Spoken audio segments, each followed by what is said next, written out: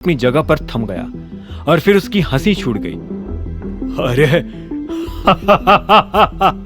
अरे Allana, drama school से लाए हो क्या इसको? बढ़िया एक्टिंग कर रहा है ये। थोड़ा और अच्छे से करता तो मैं मान भी लेता कि यही टाइगर है। एक तरफ मोंटी के ठहाके बढ़ते जा रहे थे तो दूसरी तरफ अभिनव का पारा। उन दोनों के बीच अलायना घबरा गई थी। उसे लगा था कि अभिनव अपनी आइडेंटिटी आज भी छिपाने वाला है, खासकर मोंटी के सामने। हालांकि उसने अचानक ही खुलेआम अपना इंट्रोडक्शन दे डाला था। मोंटी, यही है टाइगर। अलायना ने जोर देकर कंफर्म किया। इस बार मोंटी को हंसी की जगह गुस्सा आ गया। तो मैं क्या लगा, किसी को भी टाइगर बनाकर ले आओगी और प्रॉपर्टीज हड़प लोगी? और तो अगर तू सच में टाइगर है तो इतने सालों से कहां गायब हो गया था? इतने साल तक याद नहीं आया तुझे कि तेरा बाप इतनी प्रॉपर्टीज छोड़कर गया है? बाप शब्द सुनते ही अभिनव ने पास आकर मोंटी का कॉलर पकड़ लिया और उसकी आंखों में देखकर धीरे से कहा, बोला ना मैंने, मैं ही हूं द टाइगर, समझा? अभिनव के कॉन्फिडेंस से मोंटी अब थोड़ा डर गया था। कोई एक्टर सिर्फ एक्टिंग कर सकता था, लेकिन उसमें इतनी हिम्मत नहीं होती कि वो मोंटी जितने बड़े आदमी का कॉलर पकड़ ले। टाइगर, मोंटी प्लीज, दोनों शांत हो जाओ। किसी ने देख लिया तो गलत इंप्रेशन जाएगा। अलायना ने दोनों को एक दूसरे से दूर करते हुए कहा।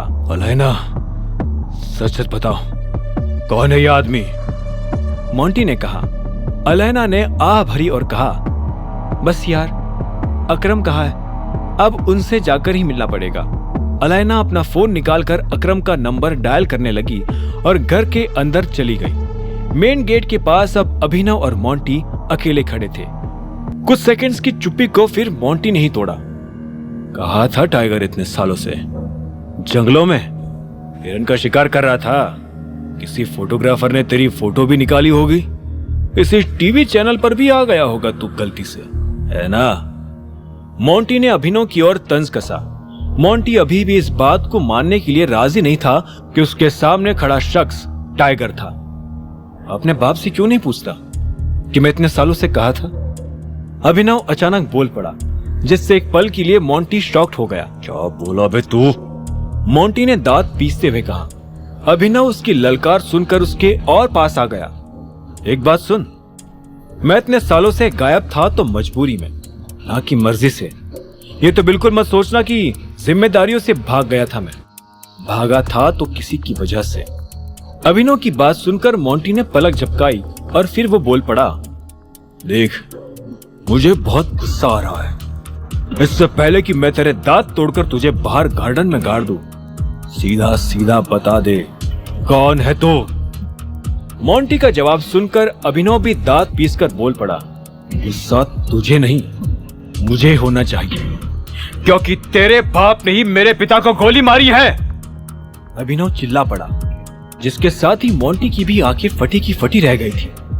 अभिनव के लिए ये पता लगा पाना मुश्किल था कि वो शॉक इसलिए हुआ था क्योंकि ये बात उसे पहले पता नहीं थी, या फिर इसलिए कि ये बात अभिनव को पहले से पता थी।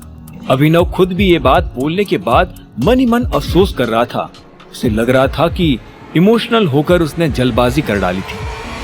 ओह, क्या बोल रहा है? मोंटी की आवाज अब हकलाने लगी थी। वहीं दूसरी ओर अभिनव एक बार और चिल्ला पड़ा, सच बोल रहा हूं मैं। जाकर पूछ तेरे बाप से कि क्या हुआ था उस रात। अभिनव को लगा कि अब जब एक बार को दबी बातें बाहर निकल ही चुकी थी तो उन्हें फिर से दबाने का कोई मतलब नहीं था। भले इस खुलासे से आगे जो कुछ भी हो, लेकिन कम से कम मोंटी को ये तो समझ आ ही जाएगा कि अगर वो सच में इस कंपनी में बुरे इरादे लेकर बैठा है तो उसके बुरे दिन भी अब शुरू हो चुके हैं। तेरा मतलब है कि तेरे डैड ने मरने से पहले तेरे बाप को मारा था? मोंटी ने अपना गला साफ करते हुए पूछा। हाँ, ना सिर्फ पापा को मारा था बल्कि मेरे ऊपर भी गोली चलाई थी। ऐसा सुनने में आया था कि वो आदमी कंपनी की सारी प्रॉपर्टीज तुझे देना चाहता था। यहाँ आकर अब दिख भी रहा है कि तू सारी प्रॉपर्टीज पर क्यों बैठा है, और अब मैं वापस मांगने आ गया हूँ तो तुझे बड़ी जलन हो रही है, हैं?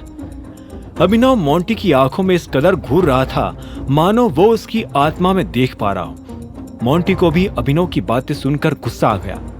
आज तक इतने गंदे इल्जाम मोंटी पर किसी ने नहीं लगाए थे। उससे रहा नहीं गया और उसने सीधा बंदूक निकालकर अभिनव के माथे पर तान दी। आगे की कहानी जानने के लिए देखें अगला एपिसोड सिर्फ पॉकेट एफएम के यूट्यूब चैनल पर, और द रिटर्न ऑफ टाइगर के सारे एपिसोड्स को सुनने के लिए डिस्क्रिप्शन में दी लिंक से डाउनलोड करें पॉकेट एफएम ऐप।